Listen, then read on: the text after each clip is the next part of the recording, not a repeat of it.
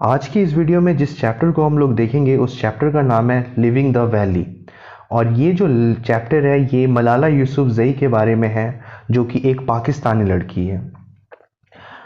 इस चैप्टर में हम लोग देखेंगे कि मलाला यूसुफजई अपने 12 साल की उम्र तक कितना स्ट्रगल की। और मैं बार बार कह रहा हूँ कि ये चैप्टर बहुत ही ज़्यादा इंस्पायरिंग है। और वीडियो आगे बढ़ने से पहले मैं रिक्वेस्ट करना चाहता हूँ कि अगर आप फर्स्ट टाइम मेरे चैनल पे आए हो देन चैनल को सब्सक्राइब कर लें और बेल आइकन को प्रेस कर लें ताकि आपके कोर्स से रिलेटेड आपको बहुत पहले सबसे पहले मिल सके। ओके, तो चलिए विदाउट एनी डिले ये इस चैप्टर को स्टार्ट करते हैं। Leaving the valley. Leaving our home felt like having my heart ripped out. जब मैं घर छोड़ रही थी तो ऐसा लग रहा था कि मानो कोई मेरे दिल को फाड़ रहा हो। I stood on our roof looking at the mountains. और मैं छत पर गई और मैं पहाड़ों को देख रही थी।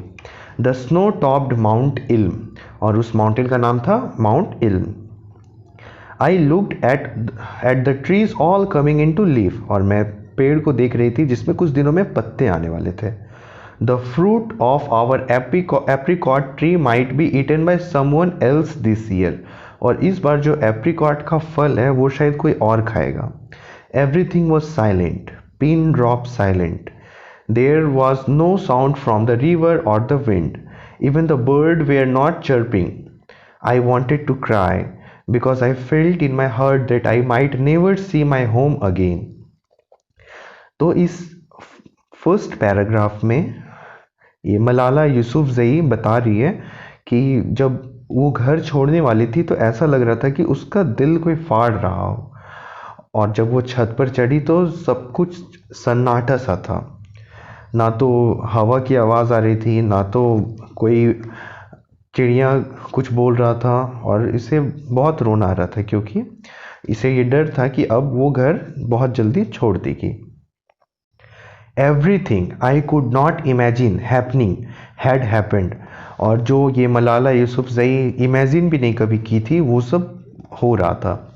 I thought my school would not close and it had. और मलाला यूसुफ कभी नहीं सोची थी कि उसका स्कूल कभी बंद होगा, बट स्कूल बंद हो गया।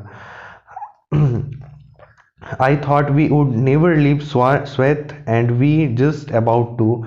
और ये जो जहाँ रहती थी श्वेत, ये कभी नहीं सोची थी कि ये जगह को छोड़ना पड़ेगा, बट वो अभी छोड़ रही थी। I thought Sweth would be free of the Taliban one day and we would rejoice, but now I realize that might not happen। यहाँ पे rejoice का मतलब है खुश होना। तो यहाँ पे बोल रही है कि I thought Sweth would be free of the Taliban। तो ये सोची थी कि एक दिन जो श्वेत है जहाँ पे रहती है वो तालिबान से फ्री हो जाएगा, बट ऐसा नहीं हुआ। I started to cry. It was as if everyone had been waiting for someone else to start. My cousin's wife Honey started weeping, then all of us were crying, but my mother was very composed and courageous. फिर मैं रोने लगी और उस वक्त ऐसा situation था कि मानो कि हम लोग में इंतज़ार कर रहा था कि पहले कौन रोए, फिर बाद में सभी रोने लगे। तो जब मैं रोने लगी तो उसके बाद मेरी कज़न्स वाइफ, जो उसकी कज़न वाइफ थी हनी, फिर वो भी रोने लगी। फिर सडनली सभी कोई वहाँ पे रोने लगा, बट एक जो थी वो नहीं रो रही थी, वो थी मलाला यूसुफजई की मम्मी। वो नहीं रो रही थी, वो बहुत कंपोज्ड थी। कंपोज्ड का मतलब है कि वो बहुत शांत थी और करेजियस, हिम्मत दिखा रही थी और कह रही थी कुछ नहीं होगा। I put all my books and notebooks in my school bag and then packed another bag of clothes. I couldn't think straight. यहाँ पे यूसुफ मलाला जई अपना सारा बुक्स और कॉपी अपने स्कूल बैग में डाल रही थी और यहाँ पे वो कुछ साफ से सोच नहीं पा रही थी। I took the trouser from one set and the top from another, so I had a bag of things which couldn't match. I didn't take any of my school award or photo or personal belongings. यहाँ पे वो सिर्फ अपने school का copy किताब और कुछ trousers और टॉप ली थी। as we were traveling in someone else's car and there was a little room. अब तो आपको समझ आ गया होगा कि वो इतना अपना कपड़ा कम क्यों ली थी और वो सारा अवार्ड फोटोज़ और पर्सनल बिलोंगिंग्स जो भी था उसका वो छोड़ क्यों दी थी। तो यहाँ से क्लियर हो गया था क्योंकि वो एक दूसरे के कार में जा रही थी और जहाँ वो जा रही थी वहाँ पर एक बहुत छोटा सा कमरा था। My mother also said I must leave my school bag behind, और उनकी माँ कह रही थी कि तुम्हें बैग भी घर पे ही रख देना चाहिए था। We didn't own anything expensive like a laptop और jewellery. Our only valuable item had been our TV, a fridge and a washing machine. और यहाँ पे वो मेंशन करती है कि उसके पास कुछ ज़्यादा महंगा सामान सब नहीं था, कोई ज्वेलरी या फिर लैपटॉप नहीं था। उसके घर में सिर्फ टीवी, फ्रिज और वॉशिंग मशीन था, जिसे कि वो सब घर पे ही छोड़ दी थी। We didn't lead a luxury life. We didn't lead a luxury life, और बता रही है कि वो सबका ज़िंदगी उतना लग्जरी नहीं था। लग्जरी मतलब ऐसो आराम वाला ज़िंदगी नहीं था। We Pashtuns prefer to sit on floor rather than chair. यहाँ पे पश्तून जो है, तो Pashtun a person who comes from the part of Pakistan and Afghanistan that speak Pashto. तो ये पश्तून एक कास्ट है वहाँ पे। तो वो लोग प्रिफर करते हैं कि मतलब वो सब दिखावा नहीं करते ज़्यादा, वो सब नीचे ही बैठ जाएंगे, चेयर पे नहीं बैठते। मतलब एक यहाँ पे वो अपना क्लास बता रही है कि हाँ, ज़रूरी नहीं है कि चेयर पे ही बैठे, वो हम लोग ज़मीन पे भी बैठ जाते हैं। My father had registered living till the and, और उसके फादर नहीं चाहते थे, एकदम रुकना चाहते थे till the end. But then some of my parents' friend had lost a relative in gun fire. पर कुछ वहाँ पे जो वहाँ पे जो तालिबान थे वो उनके फादर के कुछ फ्रेंड के रिलेटिव को गोली मार दिए थे। Seeing their grief made my mother determined to leave, और ये सब दुख देखकर मेरी माँ एकदम डिटरमाइंड हो गई थी कि मुझे हम लोग को यहाँ से निकलना है इस जगह से।